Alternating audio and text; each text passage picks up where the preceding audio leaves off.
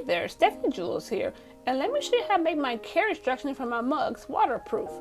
So after I print my design through Design Space on printable vinyl, I take this self-adhesive sticker and place it on top of my design, just like so.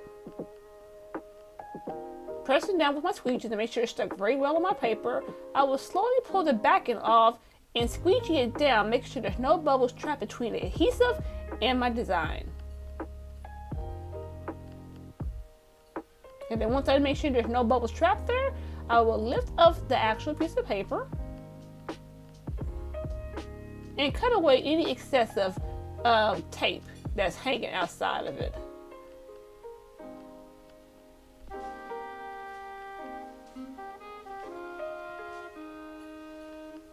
So once everything is cut off, I will then place it on a mat and continue printing through Design Space.